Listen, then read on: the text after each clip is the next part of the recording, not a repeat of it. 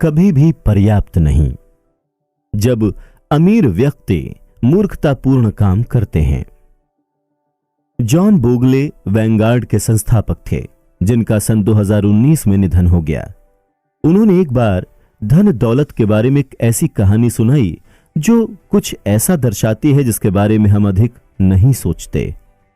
Shelter island पर एक अरबपति द्वारा दी गई एक पार्टी में कर्ट वोनेगट ने अपने साथी जोसेफ हेलर से कहा कि उनके मेजबान जो एक हेज फंड मैनेजर थे, उन्होंने एक ही दिन में इतने पैसे कमाए हैं जितने के हेलर ने अपनी अत्यंत लोकप्रिय नॉवल कैच 22 की पूरी हिस्ट्री में भी नहीं कमाए होंगे।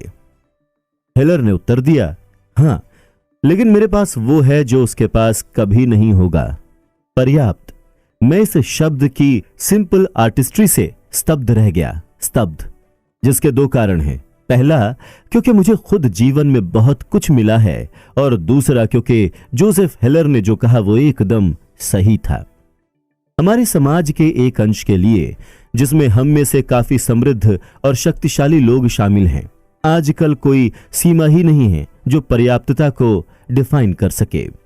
ये कितना स्मार्ट है और कितना शक्तिशाली। आइए मैं आपको हमारे पास पर्याप्त न होने के खतरों के दो उदाहरण देता हूं और देखते हैं कि वो हमें क्या सिखा सकते हैं। रजत गुप्ता का जन्म कोलकाता में हुआ और किशोरावस्था में वो अनाथ हो गए। लोग ऐसे प्रिविलेज्ड लोगों के बारे में बात करते हैं जो अपना जीवन थर्ड बेस पर शुरू करते हैं। गुप्ता तो बेसबॉल स्टेडियम भी नहीं देख पाए। उस शुरुआत से आगे चलकर रजत ने जो उपलब्धियां प्राप्त की वो अद्भुत हैं। लगभग 15 वर्ष की उम्र में गुप्ता मैकिन्से के सीईओ बन गए, जो विश्व की सबसे प्रतिष्ठित कंसल्टिंग फर्म है। वो सन 2007 में रिटायर हुए, जिसके बाद उन्होंने यूनाइटेड नेशंस और वर्ल्ड इकोनॉमिक फोरम में अहम भूमिका निभाई। उन्होंने लोक हितैषी कार्यों में बिल गेट्स के साथ पार्टनरशिप की। वो 5 अन्य पब्लिक कंपनियों के बोर्ड ऑफ डायरेक्टर्स में शामिल थे। कोलकाता की झुग्गी झोपड़ी से निकलकर गुप्ता अभी तक के सबसे सफल उद्यमियों में से एक बन चुके हैं। सफलता के साथ साथ उन्हें प्रचुर संपत्ति भी मिली। सन 2008 में खबरों के अनुसार गुप्ता की शुद्ध संपत्ति $100 मिलियन थी। इतनी राशि अधिकांश लोगों के लिए इम्पॉसिबल है। उस राशि का 5% वार्षिक प्रतिफल प्रतिदिन लगभग $600 प्रति घंटा उत्पन्न करता है। वो जीवन में जो चाहे वो कर सकते थे, और जो वो चाहते थे वो मात्र एक सेंटा मिलियनियर बनना नहीं था, वो एक बिलियनियर बनना चाहते थे, और वो हर हाल में ये पाना चाहते थे। गुप्ता गोल्डमैन सॉक्स के बोर्ड ऑफ डायरेक्टर्स में से एक थे, जिसके कारण वो विश्व के कुछ सबसे अमीर निवेशकों से घिरे हुए थे। एक निवेशक ने प्राइवेट इक्विटी टाइकून के भुगतान दिवस का हवाला देते हुए गुप्ता के बारे में कहा, मुझे लगता है वो उस समूह में रहना चाहते हैं। वो एक अरबपतियों का समूह है ना? गोल्डमैन जैसे अरबों खरबों का ही समूह है, सही है ना? बिल्कुल सही। और इस तरह गुप्ता को एक फायदे से भरा अन्य काम मिल गया। सन 2008 में जब गोल्डमैन सॉक्स को फाइनेंशियल क्राइसिस की मार झेलनी पड़ी, वॉरेन बफे ने इस बैंक को बचाने के लिए $5 बिलियन की राशि निवेश करने का निर्णय लिया। गोल्डमैन बोर्ड का सदस्य होने के कारण गुप्ता को सामान्य जनता से पहले इस सौदे की जानकारी मिल गई। ये एक मूल्यवान जानकारी थी। गोल्डमैन का सर्वाइवल थोड़ा डाउटफुल था, और बफेट के समर्थन से निश्चय ही उसके स्टॉक में उछाल आ जाता। इस आगामी सौदे की जानकारी मिलने के 16 सेकंड के बाद गुप्ता, जो गोल्डमैन बोर्ड मीटिंग की फोन कॉल पर थे, उन्होंने फोन रखकर राजरत्नम नाम के एक हेज फंड प्रबंधक को फोन मिलाया। कॉल रिकॉर्ड नहीं किया गया, लेकिन राजरत्नम ने तुरंत गोल्डमैन सॉक्स के 1,75,000 शेयर खरीद लिए, जिससे आप समझ ही सकते हैं कि फोन पर क्या बात हुई होगी। कुछ घंटों के बाद जनता के सामने बफेट गोल्डमैन सौदे की घोषणा की गई। गोल्डमैन के स्टॉक में उछाल आया। राजारत्नम ने तुरंत $1 मिलियन कमा लिए। ये इस कथित चलन का बस एक उदाहरण है। SEC का दावा है कि गुप्ता की भीतरी कमाई से उन्हें $17 मिलियन का लाभ हुआ। यह पैसा कमाने का आसान तरीका था और प्रोसिक्यूटर्स के लिए यह और भी आसान मामला था। गुप्ता और राजारत्नम दोनों भीतरी लेन देन के जुर्म में जेल गए और उनके करियर और प्रतिष्ठा दोनों हमेशा के लिए मिट्टी में मिल गए। अब बर्नी मैडॉफ का उदाहरण लीजिए।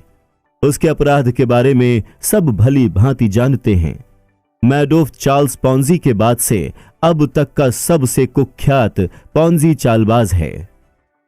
मैडोफ निवेशकों को 2 दशकों तक ठगता रहा, तक कि उसका अपराध पकड़ नहीं लिया गया। व्यंग्यपूर्वक रूप से गुप्ता के कारनामे के कुछ ही सप्ताह बाद। यहां पर अनदेखा पहलू यह है कि मैडॉफ गुप्ता की ही तरह एक जालसाज के अलावा कुछ और भी था। पॉन्जी योजना जिसने उसे प्रसिद्ध बनाया, उससे पहले वो एक बेतहाशा सफल और विधि संगत व्यवसायी था। मैडोफ एक बाजार निर्माता था जिसका काम स्टॉक खरीदारों और विक्रेताओं को आपस में जोड़ना था। वो इस काम में बहुत अच्छा था। सन 1992 में द वॉल स्ट्रीट जर्नल ने मैडॉफ की मार्केट मेकिंग फर्म का कुछ ऐसा बखान किया। बर्नार्ड एल ने एक हाईली प्रॉफिटेबल सिक्योरिटीज फर्म स्थापित की है, मैडॉफ इन्वेस्टमेंट सिक्योरिटीज, जो स्टॉक ट्रेड का एक विशालकाय भाग बिग बोर्ड के हाथ से निकाल ले जाती है।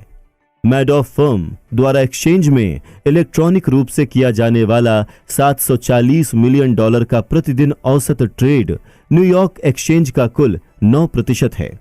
मिस्टर मैडॉफ की फर्म इतनी जल्दी और सस्ते में ट्रेड संचालित कर सकती है कि ये अन्य ब्रोकरेज कंपनियों को उनके ग्राहकों के ऑर्डर पूरा करने के लिए 1 पेनी प्रति शेयर देती है और इस प्रकार क्रय विक्रय दर के अंतर से लाभ उठाती है, जिसके लिए अधिकतर स्टॉक ट्रेड करते हैं। यह किसी पत्रकार द्वारा किसी ऐसी धोखाधड़ी का वर्णन नहीं जो कभी कभार नहीं आई थी। मैडोफ का मार्केट मेकिंग व्यवसाय वैध था। एक भूतपूर्व कर्मचारी ने बताया कि मैडॉफ के व्यवसाय की मार्केट मेकिंग शाखा प्रतिवर्ष $25 मिलियन से $50 मिलियन कमाती थी। बर्नी मैडॉफ का वैध धोखाधड़ी रहित व्यवसाय हर तरह से बहुत सफल था। उसने उसे अत्यधिक और वैध रूप से समृद्ध बनाया और फिर भी धोखाधड़ी। जो प्रश्न हमें गुप्ता और मैडॉफ दोनों से पूछना चाहिए वो ये है कि कोई ऐसा जिसके पास अरबों खरबों डॉलर हो, वो और अधिक पैसों के लिए क्यों इतना बेताब होगा कि उसे पाने के लिए वो अपना सब कुछ दांव पर लगा दे। वो लोग जो जिंदगी जीने के लिए संघर्ष कर रहे हों, उनके द्वारा किया गया अपराध अलग बात है। एक नाइजीरियन ठग ने एक बार द न्यूयॉर्क टाइम्स को बताया कि उसे दूसरों को चोट पहुंचाने से ग्लानि का अनुभव होता है, लेकिन गरीबी आपको दर्द महसूस नहीं होने देती। जो गुप्ता और मैडॉफ ने किया वो अलग था। उनके पास पहले से सब कुछ था, अकल्पनीय संपत्ति, प्रतिष्ठा, शक्ति, स्वतंत्रता, और उन्होंने इस सब को जाने दिया क्योंकि उन्हें और अधिक चाहिए था। उन्हें पर्याप्त का बोध नहीं था। ये चरम उदाहरण है, लेकिन इस तरीके के गैर अपराधी संस्करण भी हैं। Long term capital management hedge fund में काम कर रहे कर्मचारी व्यक्तिगत रूप से दसों सैकड़ों मिलियन डॉलर के मालिक थे और उनकी संपत्ति में से अधिकांश उनके खुद के फंड में निवेशित थी। फिर और अधिक पाने की लालसा में उन्होंने इतना जोखिम उठाया कि सब खो बैठे। सन 1998 में इतिहास की सबसे दृढ़ अर्थव्यवस्था और सबसे अच्छे बुल मार्केट के बीच वॉरेन बफे ने बाद में इसका इस तरह से वर्णन किया। वो पैसा कमाने के लिए जो उनके पास नहीं था और जिसकी उन्हें आवश्यकता भी नहीं थी, उन्होंने वो सब दांव पर लगा दिया जो उनके पास था और आवश्यक था। और ये मूर्खता है, ये साफ मूर्खता है जो आपके लिए जरूरी है। अगर आप उसे किसी ऐसी चीज के लिए दांव पर लगाते हैं जो जरूरी नहीं है, जिसका कोई मतलब नहीं बनता। जो आपके पास है और जरूरी है, उसे किसी ऐसी चीज के लिए दांव पर लगाने का कोई मतलब नहीं जो आपके पास नहीं है और जिसकी आपको जरूरत भी नहीं। ये एक ऐसी बात है जो उतनी ही प्रत्यक्ष है जितनी की अनदेखी। हम में से शायद ही कभी किसी के पास $100 मिलियन हों जैसे गुप्ता और मैडॉफ के पास थे, लेकिन ये किताब पढ़ रहे लोगों में से कुछ प्रतिशत अपने जीवन के एक पड़ाव पर इतना वेतन अवश्य कमा सकेंगे जिससे वो अपनी हर जायज जरूरत पूरी कर सकें और साथ ही उसमें से भी काफी कुछ पा सकें जो वो चाहते हैं। अगर आप उनमें से एक हैं तो ये कुछ बातें आप याद रखें। पहला, सबसे कठिन फाइनेंशियल स्किल गोल पोस्ट को चलने से रोकना है, लेकिन ये सबसे महत्वपूर्ण भी है। अगर नतीजों के साथ उम्मीदें बढ़ती रहें तो अधिक पाने की चेष्टा का कोई मतलब नहीं, क्योंकि और अधिक प्रयास के बाद आप फिर वैसा ही महसूस करेंगे और यह खतरनाक होता जाता है जब ज्यादा का स्वाद ज्यादा पैसा, ज्यादा ताकत, ज्यादा प्रतिष्ठा, संतुष्टि, ज्यादा महत्वाकांक्षा को बढ़ाता है। उस परिस्थिति में आगे बढ़ाया हुआ एक कदम गोल पोस्ट को 2 और कदम आगे धकेल देता है। आपको लगता है जैसे आप पीछे छूट रहे हैं और गति बनाए रखने का एकमात्र तरीका और अधिक जोखिम उठाना है। मॉडर्न कैपिटलिज्म 2 चीजों में माहिर है, धन दौलत उत्पन्न करने में और साथ ही ईर्ष्या उत्पन्न करने में। शायद ये दोनों साथ साथ ही पाए जाते हैं। अपने साथियों से आगे बढ़ने का जुनून सफलता का ईंधन हो सकता है, लेकिन पर्याप्त के बोध के बिना जीवन में कुछ भी मजा नहीं है। खुशी, जैसा कि कहा जाता है, उम्मीदों के बिना नतीजे हैं। दूसरा, यहां असल समस्या सामाजिक तुलना है। एक नए बेसबॉल खिलाड़ी के बारे में सोचिए जो प्रतिवर्ष $5 लाख कमाता है। वो हर परिभाषा से अमीर है, लेकिन मान लीजिए कि अगर वो उसी टीम के लिए खेलता है जिसके लिए माइक ट्राउट, जिसके पास 12 वर्षीय $430 मिलियन का कॉन्ट्रैक्ट है। अब तुलना करें तो वो नया खिलाड़ी दिवालिया प्रतीत होगा। लेकिन अब माइक ट्राउट की तरह सोचिए, $36 मिलियन प्रतिवर्ष बेतहाशा धनराशि है, लेकिन सन 2018 में उच्चतम आय वाले हेज फंड प्रबंधकों को शीर्ष 10 की सूची में आने के लिए $340 मिलियन प्रतिवर्ष कमाना आवश्यक था। ट्राउट जैसे लोग संभवतः अपनी इनकम की तुलना ऐसे लोगों से करते होंगे, और जो हेज फंड प्रबंधक $340 मिलियन प्रतिवर्ष कमाता है वो शायद खुद की तुलना शीर्ष 5 हेड फंड प्रबंधकों से करता होगा जिन्होंने सन 2018 में कम से कम $770 मिलियन कमाए। वो शीर्ष प्रबंधक वॉरेन बफेट के जैसे किसी से प्रेरित हो सकते हैं जिनकी निजी संपत्ति सन 2018 में $3.5 बिलियन बढ़ गई। बफेट के जैसा कोई शायद जेफ बेजोन्स से प्रेरित हो सकता है जिनकी शुद्ध संपत्ति सन 2018 में $24 बिलियन बढ़ गई। एक ऐसी राशि जिसका प्रति मिनट भाग अमीर बेसबॉल खिलाड़ी की पूरे साल की कमाई से अधिक है। मुद्दा यह है कि सामाजिक तुलना की छत इतनी ऊंची है कि असल में कोई इसे छू नहीं पाएगा, जिसका मतलब यह है कि यह एक ऐसी लड़ाई है जिसे कभी जीता नहीं जा सकता, या फिर जीतने का एकमात्र तरीका यह है कि कभी इसे लड़ा ही नहीं जाए। ये मान लेना कि आपके पास पर्याप्त हो सकता है, फिर चाहे वो दूसरों के मुकाबले कम ही क्यों ना हो। मेरा एक दोस्त हर साल तीर्थ यात्रा पर लॉस वेगस जाता है। एक बार उसने एक डीलर से पूछा, तुम कौन सा खेल खेलते हो और कौन से कसीनो में? डीलर ने बहुत ही गंभीरता से जवाब दिया, लॉस वेगस के कसीनो में जीतने का सिर्फ एक ही तरीका है, वो ये कि जैसे ही आप अंदर जाएं वापस बाहर निकल जाएं। और ठीक इसी तरह दूसरों की संपत्ति से तुलना करने का खेल भी काम करता है।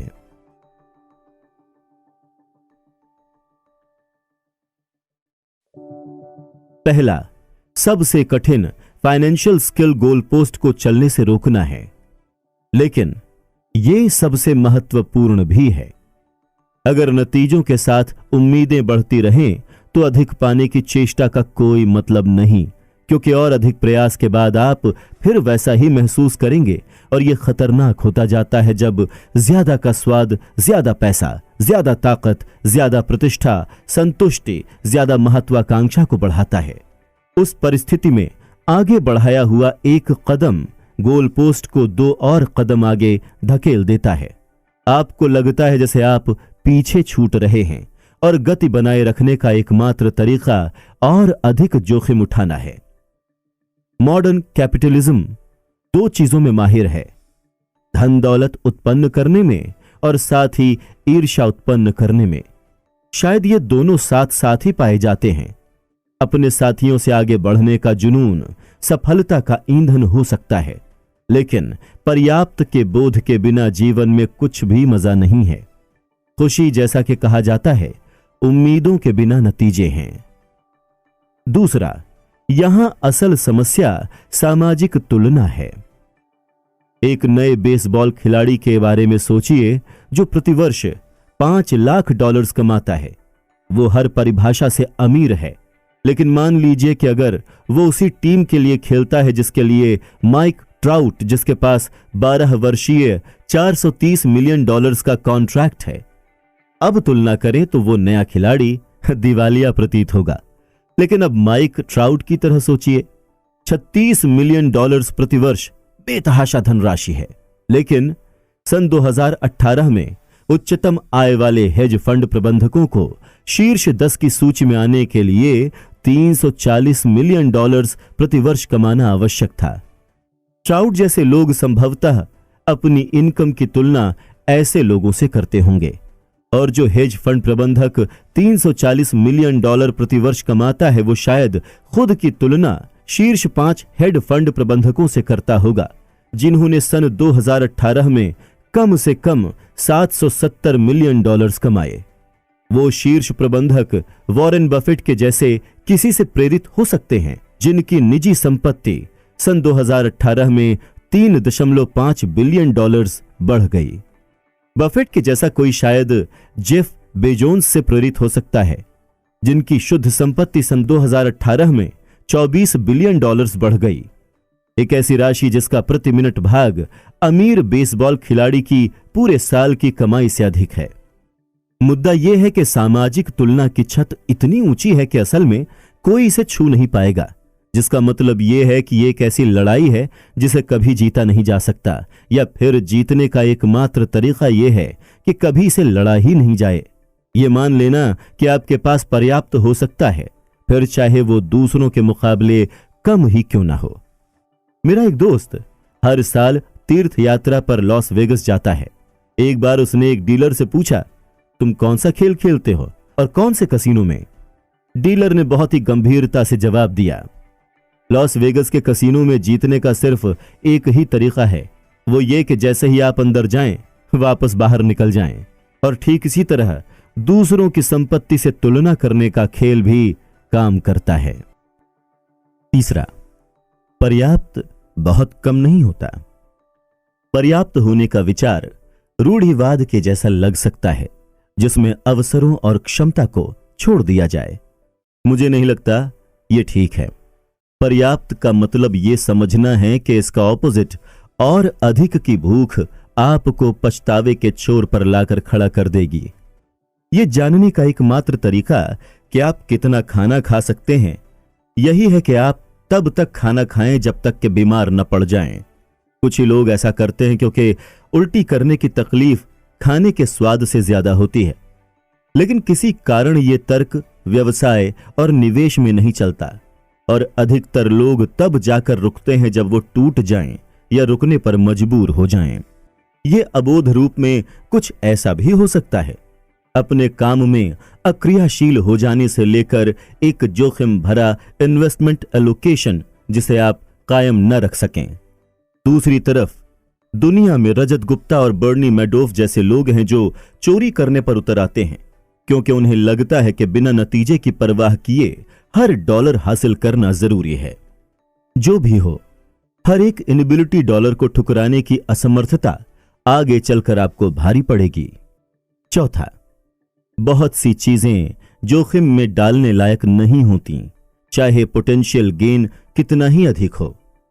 जेल से रिहा होने के बाद रजत गुप्ता ने द न्यूयॉर्क टाइम्स को बताया कि उन्होंने एक महत्वपूर्ण सीख पाई है, कभी भी किसी चीज से हद से ज्यादा अटैच्ड न हो। आपकी प्रतिष्ठा, आपकी उपलब्धियां या इनमें से कुछ भी। मैं अब इस बारे में सोचता हूं, इससे क्या फर्क पड़ता है?